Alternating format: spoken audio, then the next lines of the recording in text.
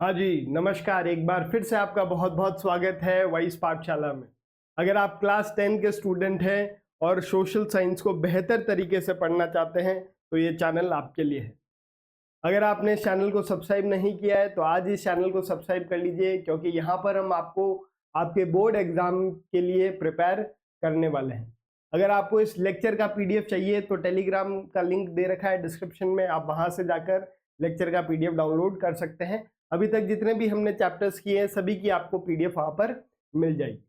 तो चलिए बिना किसी देरी के आज का हमारा सेशन स्टार्ट करते हैं। आज हम पढ़ने वाले हैं gender, religion and caste, political science का चैप्टर नंबर 3 होने वाला है।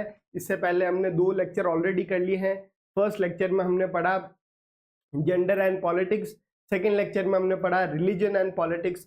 आज की क्लास के अंदर हम पढ़ने वाले हैं कास्ट एंड पॉलिटिक्स।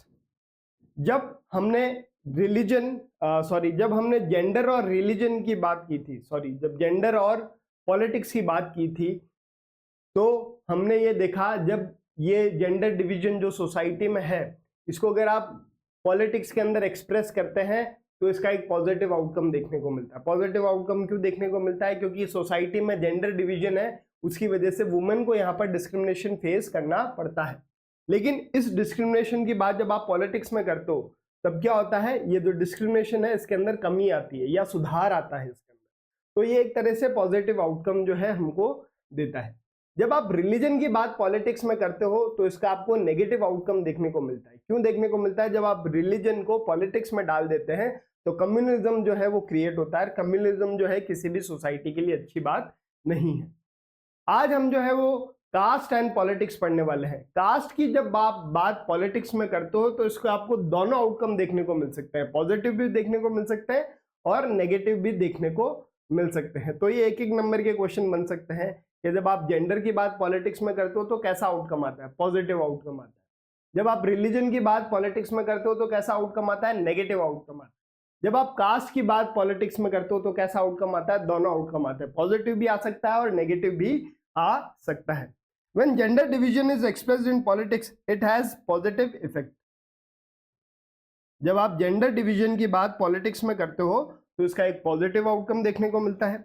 जब आप रिलीजियस डिवीजन की बात करते हो तो उसका एक नेगेटिव आउटकम देखने को मिलता है। और कास्ट डिवीजन की जब आप बात करते हो पॉलिटिक्स में तो इसके पॉजिटिव और नेगेटिव इंपैक्ट दोनों देखने को मिलते हैं। ठीक है, अब जैसा कि अपन पढ़ चुके हैं कि हमारी सोसाइटी बहुत तरीके से डिवाइडेड है। हमारी सोसाइटी को हमने जेंडर के बेस पे डिवाइड कर रखा है, हमने हमारी सोसाइटी को रिलीजन के बेस पे डिवाइड कर रखा है, वैसे ही हमने हमारी सोसाइटी को कास्ट के बेस पे भी डिवाइड कर रखा है। तब जब ये डिवीजन होता है तो इसका सीधा सा मतलब है किसी को फायदा हो रहा होगा, किसी को नुकसान हो रहा होगा। अगर हम जेंडर डिवीजन की बात करें तो मेल को फायदा हो रहा है, फीमेल को नुकसान हो रहा है। रिलीजन डिवीजन की बात करें तो मेजॉरिटी को फायदा हो रहा है, माइनॉरिटी को नुकसान होना है। जब हम कास्ट डिवीजन की बात करते हैं तो जो इसमें फॉरवर्ड क्लास है, जो अपर कास्ट है, वो उनको फायदा है और जो बैकवर्ड क्लास है, जो लोअर कास्ट है, उनको नुकसान है। तो इसकी भी बात अगर अपन पॉलिटिक्स में करेंगे तो ये जो नुकसान है, ये कमी इसके अंदर अपने को देखने को मिलेगी।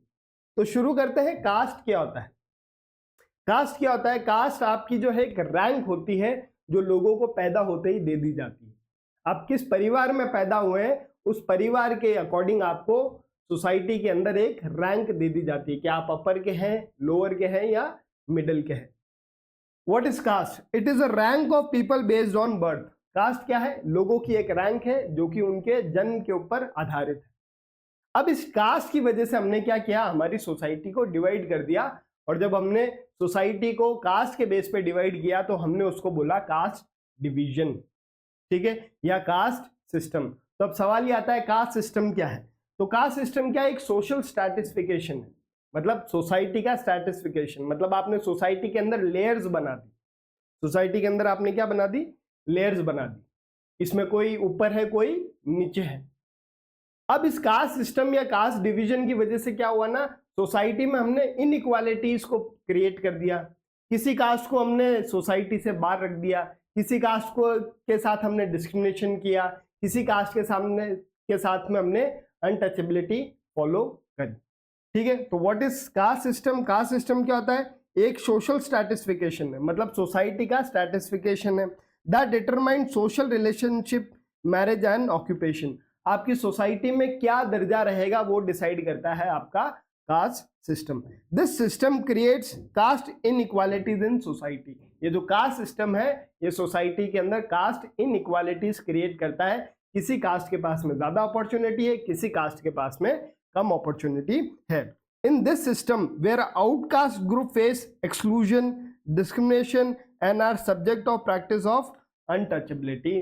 तो कास्ट सिस्टम के 4 आउटकम्स हैं। सोसाइटी के अंदर इनइक्वालिटी क्रिएट होती है, जो आउटकास्ट के लोग हैं या जो बैकवर्ड क्लास के लोग हैं उनको एक्सक्लूजन फेस करना पड़ता है, उनको डिस्क्रिमिनेशन फेस करना पड़ता है और उनको अनटचेबिलिटी भी फेस करनी पड़ती है। ठीक है, तो कास्ट सिस्टम क्या एक सोशल स्ट्रैटिफिकेशन है। ये कास्ट सिस्टम की वजह से कास्ट के अंदर कास्ट इनइक्वालिटीज क्रिएट हो जाती है। इस कास्ट सिस्टम की वजह से जो बैकवर्ड क्लास है उनको सोसाइटी में एक्सक्लूजन फेस करना पड़ता है, डिस्क्रिमिनेशन फेस करना पड़ता है और अनटचेबिलिटी फेस करनी पड़ती है। अब अगर मैं आपसे पूछूं कि एंशिएंट इंडिया, मतलब एंशिएंट क्या, अगर आप आजादी के बाद देख लो और आज का समय देख लो, 1947 का टाइम देख लो और आज का टाइम देख लो, आपको क्या लगता है पहले कास्ट सिस्टम ज्यादा चल रहा होगा या आज? या अनटचेबिलिटी की बात करें तो अनटचेबिलिटी पहले ज्यादा थी या आज? आप बेशक यही बोलोगे कि सर पहले ज्यादा थी आज कम है। तो मैं ये बोल सकता हूं कि रिसेंट टाइम में इंडिया के अंदर ये जो कास्ट सिस्टम है ये धीरे धीरे कम हुआ है, इसके अंदर कमी आई है। तो सवाल ये बनता है कमी क्यों आई है? जब इतने टाइम से फॉलो हो रहा था तो अभी रिसेंट टाइम के अंदर इसके अंदर कमी क्यों आई है? तो आपका ये डायरेक्ट एक क्वेश्चन बन सकता है कि how and why caste and caste system in modern India has undergone great changes. मतलब मॉडर्न इंडिया में कास्ट और कास्ट सिस्टम के अंदर बहुत सारे चेंजेस आए। या ये सवाल ये भी बन सकता है कि in modern India caste and caste system have reduced, explain कि कास्ट और कास्ट सिस्टम कम हो गया, एक्सप्लेन करो क्यों कम हुआ है। सबसे पहला इसका कारण ये है कि आज़ादी जब हुई तो उस समय जो प्रोमिनेंट लीडर्स थे, जो बड़े बड़े लीडर्स थे, जैसे BR अम्बेडकर हो गए, ज्योतिबा फुले हो गए, महात्मा गांधी हो गए, इन्होंने कास्ट सिस्टम को सिरे से नकार दिया और कास्ट सिस्टम को कम करने के लिए इन्होंने बहुत सारे एफर्ट डाले। तो क्योंकि वो बहुत बड़े लीडर्स थे, इनकी बात बहुत लोग सुनते थे, तो उनके माइंड में धीरे धीरे चेंज आया और कास्ट सिस्टम धीरे धीरे कम होने लगा। दूसरा कारण है कि लोगों का इकोनॉमिक डेवलपमेंट हुआ। इकोनॉमिक डेवलपमेंट मतलब लोगों के पास में पैसा आया। तो जिनको हम पहले बैकवर्ड क्लास या आउटकास्ट गिनते थे उनके पास पैसा नहीं था, लेकिन जैसे ही उनके पास में पैसा आया धीरे धीरे जो कास्ट सिस्टम उनके साथ फॉलो होता था, उनके साथ मान लो डिस्क्रिमिनेशन फेस हो रहा है या अनटचेबिलिटी फेस हो रही है, लेकिन अब उनके पास में पैसा है तो धीरे धीरे कास्ट सिस्टम कम होने लग गया। तीसरा कारण है कि भारत की जो लिटरेसी रेट है वो बढ़ी। तो जैसे जैसे लोग पढ़े लिखे तो उन्होंने कास्ट सिस्टम को भी मानना बंद कर दिया। चौथा रीजन क्या है? अर्बनाइजेशन। जैसे जैसे शहर बढ़े वहां पर कास्ट सिस्टम कम होने लगे। अब ये जो कास्ट सिस्टम है ज्यादातर आज भी गांव में फॉलो होता है, शहरों में फॉलो नहीं होता। आप शहर में किसी से किसी की कास्ट नहीं पूछते, आप दोस्त कास्ट पूछ के नहीं बनाते, लेकिन गाँव के अंदर जो है वो कास्ट के बेसिस पे लोग जो है एक दूसरे से मिलते हैं, एक दूसरे के शादी कोई भी इवेंट है उसके अंदर जाते हैं। पांचवा रीजन है ऑक्यूपेशनल मोबिलिटी। अब कास्ट सिस्टम की वजह से क्या था ना, हमने पर्टिकुलर कास्ट के लिए काम भी डिसाइड कर दिए थे कि ये वाला कास्ट का आदमी ये काम करेगा, ये कास्ट का आदमी ये काम करेगा। तो लोगों के पास में काम करने का फ्रीडम नहीं था। लेकिन अब आजादी के बाद तो हर कोई अपनी इच्छा से काम कर सकता है। तो पहले किसी कास्ट के लिए कोई काम था, अब वो ज्यादा पढ़ लिया है तो उसने दूसरा काम कर लिया। तो जब उसने दूसरा काम किया तो उसने क्या किया, कास्ट सिस्टम का जो रूल्स और रेगुलेशन थे उसको तोड़े, तब क्या हुआ, कास्ट सिस्टम कम हुआ। छठा रीजन, गांवों के अंदर जो लैंडलॉर्ड्स हैं उनकी पोजीशन क्या हो गई, वीक हो गई। अब ये कास्ट सिस्टम ज्यादातर कहाँ चलता है, गाँव में चलता है। और गाँव में भी क्यों चलता है, जैसे कास्ट सिस्टम में जैसे ब्राह्मण हो गए, क्षत्रिय हो गए, वैश्य हो गए, शूद्र हो गए।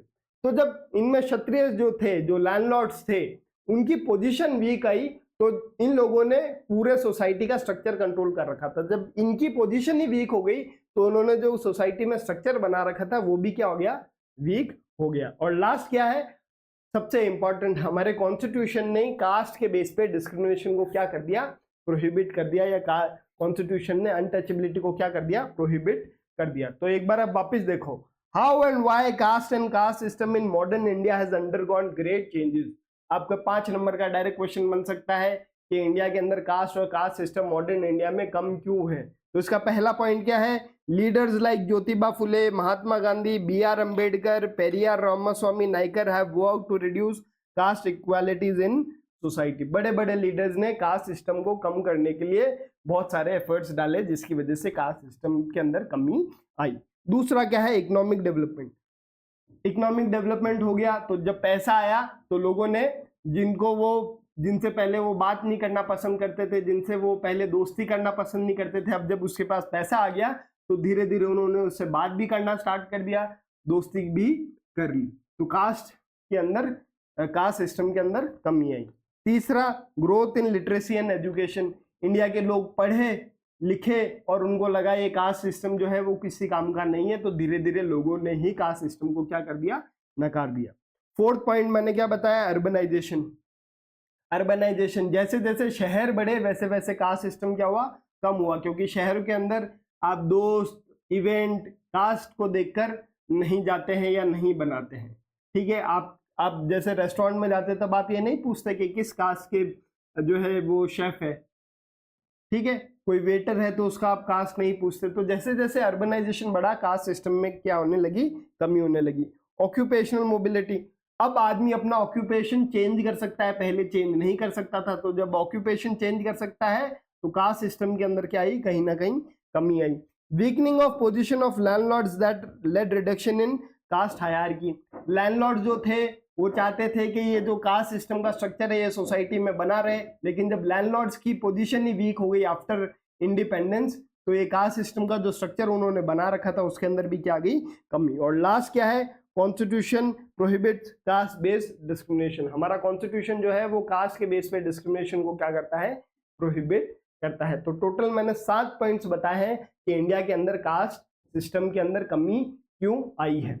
लेकिन फिर भी मैं देखता हूं कि इंडिया के अंदर कास्ट सिस्टम आज भी फॉलो होता है। उसके क्या एग्जाम्पल है, 2 तरीके से क्वेश्चन बन सकता है। एक तरफ मैं बोल रहा हूं कि इंडिया में कास्ट और कास्ट सिस्टम में कमी आई है, दूसरा क्वेश्चन मैं बोल रहा हूं इंडिया में कास्ट और कास्ट सिस्टम आज भी फॉलो हो रहा है। तो कमी क्यों आई है उसके मैंने आपको 7 पॉइंट बता दिए हैं। आज भी फॉलो हो रहा है, इसके क्या पॉइंट्स हैं, इसके आपके पास 3 पॉइंट देखने को मिलते हैं। आज भी जितनी भी शादी होती है वो कास्ट को देखकर होती है।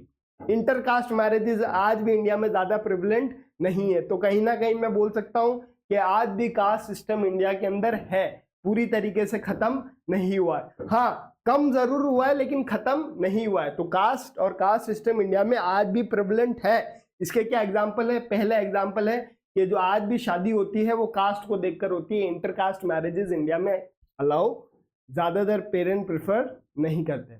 दूसरा इसका रीजन क्या है कि अनटचेबिलिटी आज भी फॉलो होती है। और अनटचेबिलिटी किसको देख के फॉलो की जाती है, कास्ट को। समझ में आ रहा है, अनटचेबिलिटी का ओरिजिन ही क्या है, कास्ट और कास्ट सिस्टम। और अनटचेबिलिटी आज भी अगर आप गांव में जाओगे तो अनटचेबिलिटी फॉलो हो रही है। तीसरा कारण क्या है, जो बैकवर्ड क्लास है या जो आउटकास्ट है उनका इकोनॉमिक डेवलपमेंट हुआ, लेकिन जितना होना चाहिए था उतना नहीं हुआ, क्योंकि उनके पास में एजुकेशन नहीं गई। अगर आउटकास्ट या बैकवर्ड क्लास के पास में अच्छी एजुकेशन जाती तो वो पढ़ते और वो पढ़ते तो वो अच्छी नौकरी करते तो उनका इकोनॉमिक डेवलपमेंट होता। उनका अगर इकोनॉमिक डेवलपमेंट होता तो कास्ट सिस्टम के अंदर कमी आती। तो 3 कारण है कि आज भी इंडिया के अंदर कास्ट सिस्टम फॉलो हो रहे हैं। मतलब 3 एग्जाम्पल है। पहला क्या है, इंटरकास्ट मैरिजेज आज भी नहीं होती है, अनटचेबिलिटी आज भी होती है, और आउटकास्ट या बैकवर्ड क्लास है उनका इकोनॉमिक डेवलपमेंट नहीं हुआ क्योंकि उनके पास में एजुकेशन का एक्सेस नहीं था। एजुकेशन का एक्सेस उस समय फॉरवर्ड क्लास के पास में था, तो वो पढ़े, उनकी जॉब लगी और उन्हीं का इकोनॉमिक डेवलपमेंट हुआ।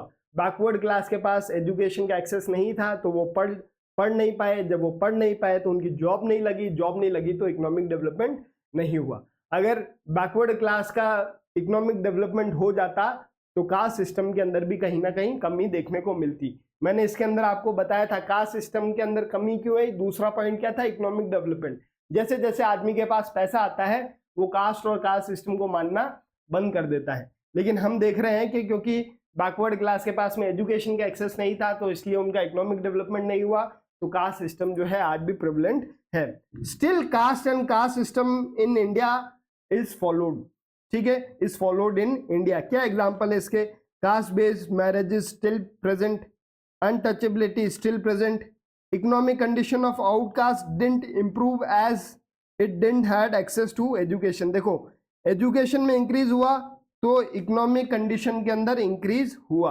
अब ये इकोनॉमिक कंडीशन में इंक्रीज किसको हुआ? अपर कास्ट का, लोअर कास्ट का नहीं हुआ। अगर लोअर कास्ट का भी इकोनॉमिक उनके पास एजुकेशन होती, उनका इकोनॉमिक डेवलपमेंट होता तो कास्ट सिस्टम के अंदर कमी आ जाती। समझ में आया? अभी तक हमने 3 चीजें पढ़ी।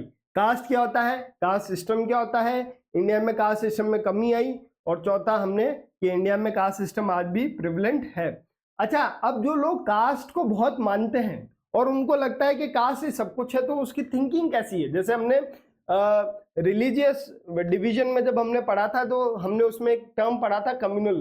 तो एक कम्युनल आदमी जो है उसकी सोच कैसी होती है? उसकी सोच है कि रिलीजन जो है वो सोसाइटी का बेस है, एक रिलीजन के लोग एक कम्युनिटी के हैं, उनके सारे इंटरेस्ट सेम होने चाहिए, जो उनमें अलग सोच या अलग डिमांड है उसको ज्यादा प्रेफरेंस नहीं दी जानी चाहिए। ऐसे हमने रिलीजियस जो कम्युनल आदमी है उसकी थिंकिंग देखी।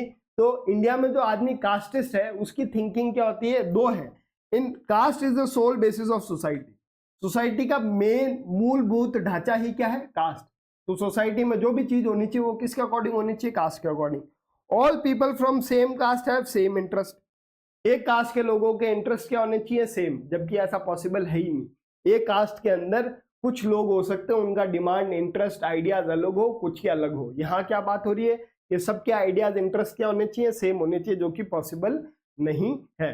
तो people of same caste think, जो एक कास्ट के लोग हैं वो क्या सोचते हैं कि कास्ट ही सोसाइटी का सोल बेसिस है, और सेम कास्ट के लोगों के इंटरेस्ट क्या होने चाहिए? सेम होने चाहिए। अब मेन टॉपिक आता है इस चैप्टर का, मतलब इस लेक्चर का, कि आप पॉलिटिक्स को कास्ट के अंदर कैसे डालते हैं और कास्ट को पॉलिटिक्स के अंदर कैसे डालते हैं। तो सबसे पहले हम पढ़ेंगे पॉलिटिक्स के अंदर कास्ट को कैसे यूज किया जाता है। जैसे पॉलिटिक्स में रिलीजन को भी यूज करते हैं, तो पॉलिटिक्स के अंदर कास्ट को कैसे यूज करते हैं। इसके 3 एग्जाम्पल हैं। इसके क्या एग्जाम्पल है? 3 एग्जाम्पल। सबसे पहले, जब भी चुनाव आते हैं तो पॉलिटिकल पार्टी टिकट जब देती है वो देखती है कि किस कास्ट के लोग ज्यादा है।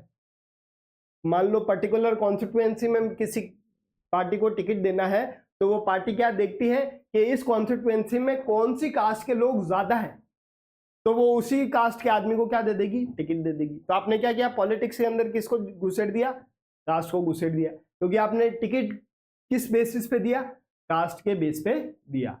अच्छा, जब पार्टी किसी आदमी को टिकट दे देती है कास्ट के बेसिस पे कि जिस कास्ट के लोग ज्यादा उसका टिकट मिलेगा, तो जब जिसको टिकट मिलता है तो वो अपने कैंपेनिंग में भी कास्ट की बातें करता है कि अगर मैं जीत के आया तो मैं तुम्हारे लिए ये कर दूंगा, मैं जीत के आया तुम्हारे लिए वो कर दूंगा, फला ढिमका। उसकी कैंपेनिंग ही किसके ऊपर बेस्ड होती है? कास्ट के ऊपर। और तीसरा कारण क्या है? तीसरा कारण कि आप पॉलिटिक्स के अंदर कास्ट को कैसे डाल देते हैं। जैसे आपको पता है कि आजादी के बाद हर एक आदमी के वोट की वैल्यू क्या है? 1। जब आजादी से पहले क्या था ना, जो फॉरवर्ड क्लास के लोग थे उनके डिसीजन मेकिंग पावर ज्यादा थी। फॉर एग्जांपल कोई गांव के लिए डिसीजन लेना है तो जो फॉरवर्ड क्लास ने डिसाइड किया उनकी बात ज्यादा पावरफुल है as comparative to backward class. लेकिन अब जैसे ही आजादी हुई तो हमने डिसीजन मेकिंग पावर सबकी बराबर कर दी। हर एक आदमी का वोट क्या था? सेम। अगर फॉरवर्ड क्लास के आदमी वोट डाल रहा है तो उसके वोट की वैल्यू भी उतनी है, बैकवर्ड क्लास के वोट की वैल्यू भी इतनी है। तो नेता लोग क्या करने लगे आजादी के बाद, जो बैकवर्ड क्लास थी, फॉरवर्ड क्लास, जो बैकवर्ड क्लास थी, आउटकास्ट थी, क्योंकि ये लोग नंबर में ज्यादा है, फॉरवर्ड क्लास नंबर में कम है, बैकवर्ड क्लास नंबर में ज्यादा है। तो ये जो नेता है ये जाके उनको बताने लगे, देखो तुम लोग नंबर में ज्यादा हो तो तुम्हारी जो वोट की वैल्यू है वो भी क्या है? ज्यादा। पहले तुम लोगों को, क्योंकि तुम लोग नंबर में ज्यादा थे, फिर भी तुम्हारी सुनी नहीं जाती थी। आज क्योंकि तुम नंबर में ज्यादा हो तो तुम अगर वोट डालोगे तो तुम तुम्हारी जो मर्जी है वैसा काम करवा सकते हो। तो पॉलिटिक्स ने क्या किया? कास्ट के जो लोग थे, बैकवर्ड क्लास के लोग थे, उनको मोबिलाइज किया। किसके आधार पे? यूनिवर्सल अडल्ट फ्रेंचाइज के आधार पे। कि तुम्हारे वोट की वैल्यू भी उतनी है, उसके वोट की वैल्यू भी इतनी है, तो अगर तुम चाहते हो कि कुछ करना है, तुम्हारी प्रॉब्लम्स है, तो तुम लोग सारे मेरे साथ आ जाओ, मैं तुम्हारी प्रॉब्लम को क्या करवा दूंगा, सॉल्व करवा दूंगा। तो वो आदमियों को मोबिलाइज कर रहा है, किसके बेसिस पे, कास्ट के बेसिस पे।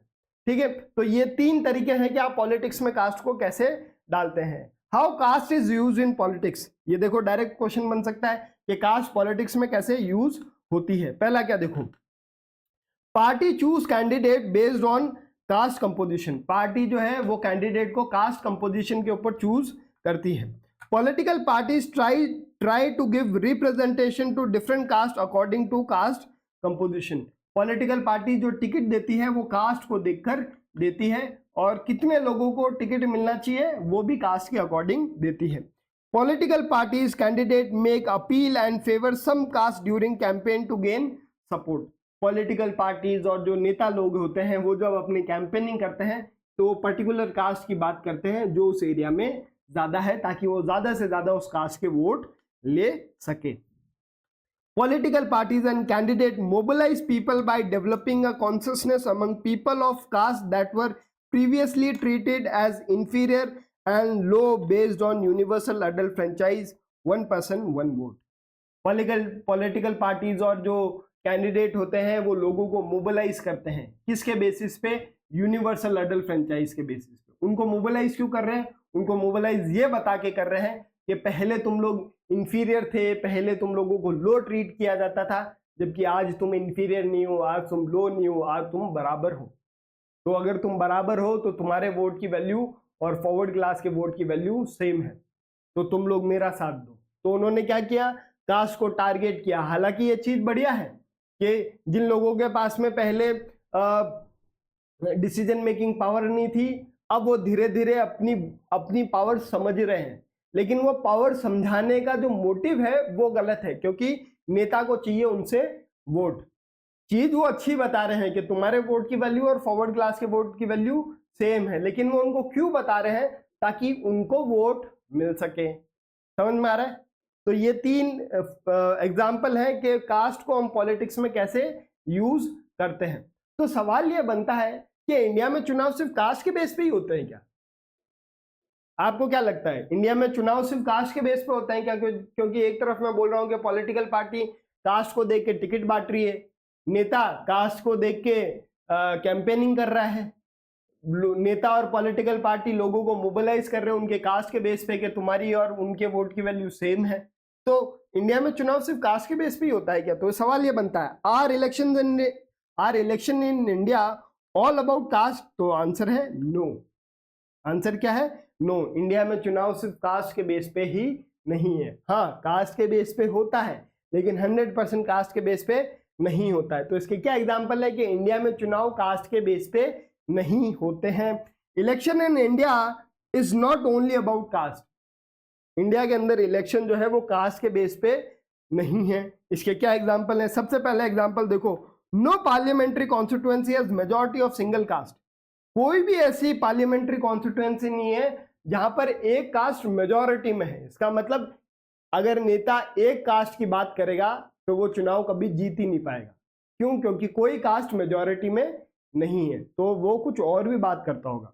No parliamentary constituency has majority of single caste, political parties candidate need support from all caste to win election. अगर मैं बोल रहा हूं कि कास्ट के बेस पे ही चुनाव हो रहा है, पार्टी टिकट कास्ट को देख के दे रही है, नेता कैंपेन कास्ट को देख के कर रहे हैं, तो इसका मतलब तो कास्ट के बेस पे चुनाव लड़ रहे हैं। लेकिन हमको पता चलता है कि कोई भी कॉन्स्टिट्यूएंसी पे कोई सिंगल कास्ट मेजॉरिटी पे नहीं है। तो इसका मतलब नेता लोग, पार्टी लोग सिर्फ एक कास्ट की बात नहीं कर रहे, वो सबकी बात कर रहे हैं। तो फिर चुनाव कास्ट के बेस पे नहीं हुआ। सेकंड क्या है? Political parties candidate can get majority of votes from single caste which they favour appeal. एक पॉलिटिकल पार्टी और एक नेता एक कास्ट के ज्यादातर वोट ले सकता है, जिसकी वो बात कर रहा है या जिसको वो टिकट दे रहा है, जिसको वो अपना वोट बैंक मानते हैं, but they do not get all votes from that caste. एक पॉलिटिकल पार्टी जो कास्ट को देख के टिकट दे रही है, एक नेता जो कास्ट को देख के अपनी कैंपेनिंग कर रहा है, वो उस कास्ट के ज्यादातर वोट ले सकता है, लेकिन उस कास्ट के 100% वोट इसको कभी नहीं मिलेंगे। इसका मतलब अगर नेता और पॉलिटिकल पार्टी कास्ट के नाम पे टिकट दे रहे हैं, कैंपेनिंग कर रहे हैं, लेकिन फिर भी वोट नहीं मिल रहे हैं, इसका मतलब जनता सिर्फ कास्ट के नाम पे वोट नहीं दे रही। तो ये दूसरा एग्जाम्पल है कि इंडिया में चुनाव सिर्फ कास्ट के बेस पे नहीं होते। तीसरा एग्जाम्पल देखो, different political party choose candidate from single caste that divides vote of that caste. For example, एक पार्टी आई, उसको लगा मेरे को यहाँ पर टिकट देना है, किसको दूं? तो बोले सर यहाँ पर एक्स कास्ट के लोग ज्यादा है, तो इस पॉलिटिकल पार्टी ने एक्स कास्ट के आदमी को टिकट दे दिया। दूसरी पॉलिटिकल पार्टी आई, उसने देखा किस कास्ट के लोग ज्यादा है, बोले सर एक्स कास्ट के, तो इसने भी एक्स कास्ट के आदमी को दे दिया। अब दोनों ही सेम कास्ट के नेता हैं और दोनों ही सेम कास्ट की बात कर रहे हैं, दोनों ही उनको अपील कर रहे हैं, समझ में आ रहा है? तो फिर जो जनता है वो, उनके पास सेम कास्ट के दो आदमी है, तो वो फिर कास्ट के बेस पे जो है वो वोट नहीं डालेंगे, फिर वो किसी और बेस पे वोट डालेंगे। समझ में आया तक? Because of this situation arise where some caste have many candidate to choose from and caste does not have choices. अब इसकी वजह से क्या होता है ना, पर्टिकुलर कास्ट जिसके नंबर ज्यादा है उसके पास तो बहुत चॉइस होती है कि उनके पास उन्हीं के नेता हैं कि वो अपनी कास्ट के इस आदमी को चुन ले या इस आदमी को चुन ले। लेकिन उनका क्या, जिस कास्ट के लोग है ही नहीं, तो जिस कास्ट के लोग है ही नहीं उनके कभी कैंडिडेट को टिकट मिलेगा ही नहीं। तो ऐसे लोगों को अपनी कास्ट में लीडर चुनने का कभी मौका मिलता ही नहीं है, लेकिन कुछ कास्ट को बार बार अपनी कास्ट से नेता चुनने का मौका मिलता है। देखो क्या कह रहा है, because of this situation arises where some caste have many candidate. जिस कास्ट के लोग ज्यादा है उस कास्ट के कैंडिडेट भी क्या है, ज्यादा, तो उनके पास चॉइसेस होती है कि वो इसमें से चुन ले या इसमें से चुन ले, दोनों ही उन्हीं कास्ट के। From and some caste do not have choice, लेकिन किसी कास्ट के पास कोई चॉइस नहीं है क्योंकि वो नंबर में नहीं है, तो पॉलिटिकल पार्टी उनके कास्ट के आदमी को टिकट नहीं देती है, तो उनके पास अपनी कास्ट में चूज करने का कोई ऑप्शन नहीं है, उनको दूसरी कास्ट में ही चूज करना पड़ता है। ये दूसरी वाली लाइन इतनी इंपॉर्टेंट नहीं है। 3 रीजन बता दिए। सबसे पहले, कोई भी कॉन्स्टिट्यूएंसी के अंदर सिंगल कास्ट मेजॉरिटी के अंदर नहीं है, कोई भी पार्टी को या कैंडिडेट को एक कास्ट का 100% वोट नहीं मिलता है। तीसरा, एक ही कास्ट के आदमी को हर एक पार्टी टिकट दे देती है, तो लोगों के पास में जब सेम कास्ट का आदमी है तो कास्ट के बेस पे जो है वो वोट नहीं डाला, फिर वो दूसरे आधार पे वोट डालता है। Sitting MLA and MP also lose election. This shows that caste does not have fixed political preference or candidate. अगर मैं बोल रहा हूं मैंने किसी आदमी को कास्ट के बेस पे चुना, लेकिन उसी आदमी को अगले चुनाव में हरा दिया, क्यों हरा दिया? वही लोग थे, उन्हीं लोगों ने उसको जिताया, तो अगली बार भी जिताना चाहिए, लेकिन उसको हरा देते हैं। क्यों हरा देते हैं? क्योंकि लोगों को वो आदमी पसंद नहीं आया होगा, उसने काम अच्छा नहीं किया होगा, कास्ट तो उसकी वही है लेकिन फिर भी हरा दिया। तो चुनाव जो है वो कास्ट के बेस पे नहीं हो रहे। तो सवाल ये आता है कि फिर इंडिया में चुनाव किसके बेस पे हो रहे हैं? तो इंडिया में चुनाव, एक फैक्टर तो कास्ट है कि लोग अपनी कास्ट देख के वोट डालते हैं, एक फैक्टर हो सकता है कि लोग रिलीजन देख के वोट डाल सकते हैं, लेकिन इनसे भी ज्यादा इंपॉर्टेंट फैक्टर्स क्या है? Voter are attracted to political party more than candidates. आपने देखा होगा जो वोटर्स हैं वो एक पॉलिटिकल पार्टी को वोट डालते हैं। आपने देखा होगा, मैं बीजेपी का सपोर्टर हूं, मैं कांग्रेस का सपोर्टर हूं, मुझे फर्क नहीं पड़ता, तुम किसी को भी टिकट दो, मेरा वोट कांग्रेस में जाएगा, मेरा वोट बीजेपी में जाएगा। तो लोग सिर्फ कास्ट को देख के वोट नहीं डाल रहे, लोग रिलीजन को देख के वोट नहीं डाल रहे, लोग पॉलिटिकल पार्टी को देख के भी वोट डाल रहे हैं। ठीक है, आगे देखो, rich and poor men and women of same caste have different political preference. Same caste का अमीर आदमी और सेम कास्ट का गरीब आदमी, या सेम कास्ट का आदमी और सेम कास्ट की औरत, इनके जो पॉलिटिकल प्रेफरेंस है ये अलग अलग होते हैं। क्योंकि गरीब आदमी है वो उसको वोट डालेगा जो उसकी बात कर रहा है, अमीर आदमी उसको वोट डालेगा जो उसकी बात कर रहा है। People assessment and their rating to government to decisive in election. लोग इस पे भी वोट डालते हैं कि सरकार ने 5 साल कैसा काम किया है, अच्छा काम किया तो वोट डाल देंगे, नहीं किया तो वो दूसरे को वोट डाल देंगे। तो वोट डालने के लोगों के आधार भी क्या है, अलग अलग है। समझ में आया? अभी तक अपन ने क्या क्या पढ़ा? अभी तक अपन ने पढ़ा कास्ट क्या होती है, कास्ट सिस्टम क्या होता है, कास्ट सिस्टम में कमी क्यों आई है, कास्ट सिस्टम आज भी प्रिविलेंट है। फिर हमने पढ़ा कि पॉलिटिक्स के अंदर कास्ट कैसे यूज की जाती है। फिर हमने पढ़ा कि इंडिया के अंदर इलेक्शन सिर्फ कास्ट के बेस पे ही नहीं है। फिर हमने पढ़ा इंडिया में इलेक्शन किसके बेसिस पर है, other than caste and religion. अब हम पढ़ेंगे कि आपने ये तो पढ़ लिया पॉलिटिक्स में कास्ट को कैसे यूज कर रहे हैं। अब हम पढ़ेंगे कास्ट के अंदर पॉलिटिक्स कैसे घुसेड़ दी। कास्ट के अभी तक हमने क्या पढ़ा, कास्ट को हमने पॉलिटिक्स में कैसे यूज किया। अब हम पढ़ेंगे पॉलिटिक्स को कास्ट के अंदर कैसे यूज करते हैं। पॉलिटिक्स को आप कास्ट में क्यों यूज करोगे, क्योंकि हर एक आदमी को चाहिए पावर। हर एक आदमी को क्या चाहिए, पावर। और हर एक कास्ट ग्रुप को भी क्या चाहिए, पावर। तो सबको जब पावर चाहिए तो आप उसके अंदर क्या करते हो, कास्ट को क्या कर देते हो, पॉलिटिसाइज कर देते हो, जिसकी वजह से आपके पास में पावर आ जाए। अब कैसे आप कास्ट के अंदर पॉलिटिक्स यूज करके आप पावर को लेते हो, इसके एग्जांपल्स देखो। To gain power every caste want to increase in number. Power लेने के लिए हर एक कास्ट चाहती है कि वो नंबर में क्या हो जाए, बढ़ जाए, क्योंकि मैंने आपको बताया एक सिंगल कास्ट कहीं पे भी मेजॉरिटी में नहीं है। एक सिंगल कास्ट कहीं पे भी मेजॉरिटी में नहीं है, तो उनको अगर पावर में आना होगा तो क्या करना पड़ेगा, उनको अपना नंबर बढ़ाना पड़ेगा।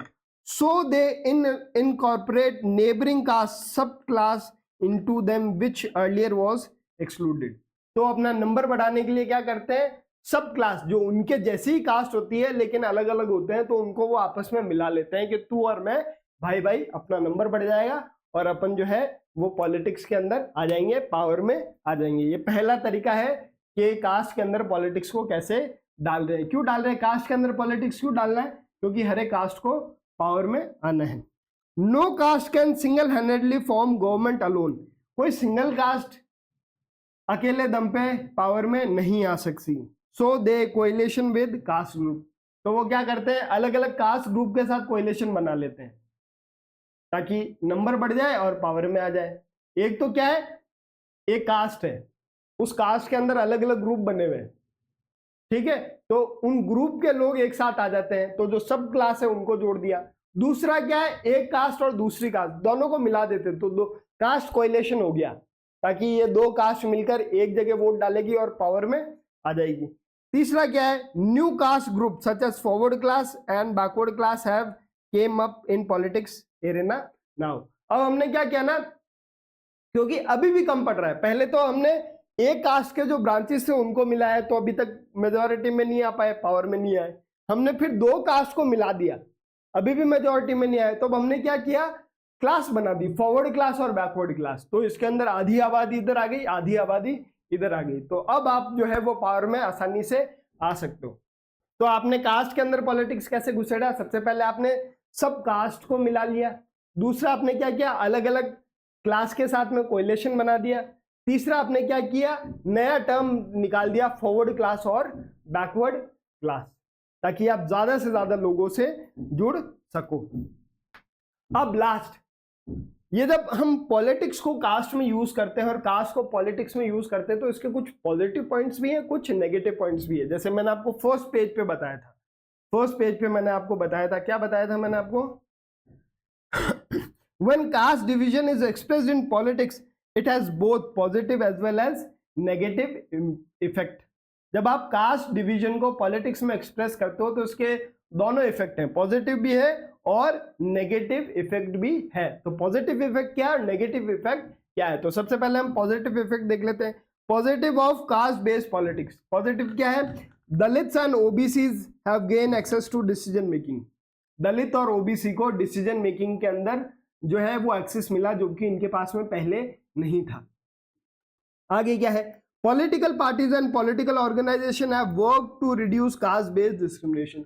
पॉलिटिकल पार्टीज के अंदर जो है वो कास्ट बेस्ड डिस्क्रिमिनेशन को कम करने के लिए काम किया है, ताकि उनको जिनके साथ डिस्क्रिमिनेशन हो रहा है उनका वोट मिल सके। समझ में आ रहा है, क्योंकि जो जिसको आप बैकवर्ड क्लास बोल रहे हो ये नंबर में ज्यादा है, तो अब जब ये नंबर में ज्यादा है तो इनकी वोट की वैल्यू, वोट इनके ज्यादा है, तो वोट ज्यादा है तो ये पावर में भी आए। ये पावर में तब आए क्योंकि आपने कास्ट की बात करी।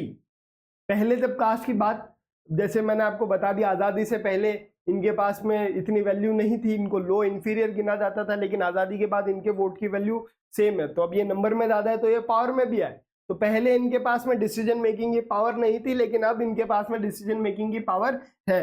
तो ये तो दो अच्छे काम हुए कि पहले जिसके पास पावर, डिसीजन मेकिंग में कोई पावर नहीं थी, अब उनके पास पावर आई। दूसरा यह है क्योंकि हर एक पॉलिटिकल पार्टी को पावर में आना है, तो वो कास्ट डिस्क्रिमिनेशन को कम करने की बात करते हैं। तो जब वो कम करने की बात करते हैं तो उनको उन लोगों के वोट मिलते हैं जिनके साथ डिस्क्रिमिनेशन होता है। तो ये तो दो पॉजिटिव पॉइंट है। नेगेटिव पॉइंट क्या है? Negative of caste based politics. Cast based politics के नेगेटिव पॉइंट्स क्या है? सबसे पहला नेगेटिव पॉइंट यही है, जब आप पॉलिटिक्स के अंदर कास्ट को डाल देते हो और कास्ट की बात करते हो तो जो रियल मुद्दे हैं जैसे महंगाई हो गई, गरीबी हो गई, तो इस पे बात कोई करता ही नहीं है। मेन मुद्दा ही बन जाता है कास्ट। तो जो रियल मुद्दे हैं उनकी बात नहीं होती। It divert attention from other important factors like poverty, development and corruption. जब आप कास्ट की बात करते हो तो ये अटेंशन को डाइवर्ट कर देती है इंपॉर्टेंट फैक्टर्स से, जैसे डेवलपमेंट की बात नहीं होगी, करप्शन की बात नहीं होगी, पॉवर्टी की बात नहीं होगी, इन्फ्लेशन की बात नहीं होगी, बात किसकी होगी? कास्ट की। फिर क्या है? It leads to tension, conflict and even violence among different caste. जब आप इतनी कास्ट की बात करते हो तो पावर में आने के लिए दो कास्ट आपस में लड़ती है, तो वायलेंस होता है, राइट्स होते हैं। तो ये क्या है? नेगेटिव। पॉजिटिव भी दो है, नेगेटिव भी दो है। इसी के साथ आपका ये जो चैप्टर है वो खत्म होता है। आज की क्लास के अंदर हमने क्या पढ़ा? आज की क्लास में हमने पढ़ा कि कास्ट क्या होती है, फिर हमने पढ़ा कास्ट सिस्टम क्या होता है, फिर हमने पढ़ा ये कास्ट सिस्टम के अंदर कमी क्यों आई, फिर मैंने बोला ये जो कास्ट सिस्टम है आज भी क्या है? प्रिविलेंट है। फिर हमने पढ़ा कि कास्ट को आपने पॉलिटिक्स के अंदर कैसे यूज किया। फिर इलेक्शन जो है वो इंडिया में कास्ट के बेस पर नहीं है, तो इलेक्शन इंडिया में किसके बेस पर है? तो हमने बहुत तरीके पढ़े। फिर हमने पढ़ा कि पॉलिटिक्स को आपने कास्ट में डाल दिया, और लास्ट में हमने पढ़ा positive and negative of caste expressed in politics. ठीक है, तो आज हमने इतनी सारी चीजें पढ़ी। इन सब पे एक एक नंबर के, दो दो नंबर के, तीन तीन नंबर के, पांच पांच नंबर के क्वेश्चन बन सकते हैं। जहां पर 5 पॉइंट लिखे हुए 5 नंबर का क्वेश्चन बन सकता है, या 3 पॉइंट लिखे हैं 3 नंबर का क्वेश्चन बन सकता है, जहां 2 पॉइंट लिखे वहां 2 नंबर का क्वेश्चन बन सकता है। अब हमारा जो नेक्स्ट लेक्चर है, ये चैप्टर खत्म हो गया है। नेक्स्ट लेक्चर जो है हमारा आएगा फ्राइडे को, फ्राइडे शाम 4 बजे। ठीक है, आप कमेंट करके बताओ चैप्टर का नेम, कौन सा चैप्टर आप नेक्स्ट पढ़ना चाहते हो, आप कमेंट करके बता सकते हो। अगला चैप्टर हमारा फ्राइडे शाम 4 बजे आएगा। कौन सा चैप्टर आपको पढ़ना है आप नाम जो है वो बता सकते हैं। आई होप आपको जो है ये चैप्टर पढ़ने में मजा आया होगा। अगर आपको ये मजा आया तो आप इस चैनल को लाइक कीजिए, शेयर कीजिए, सब्सक्राइब कीजिए। ठीक है, तब तक हम मिलते हैं, तब तक के लिए जय हिंद, जय भारत।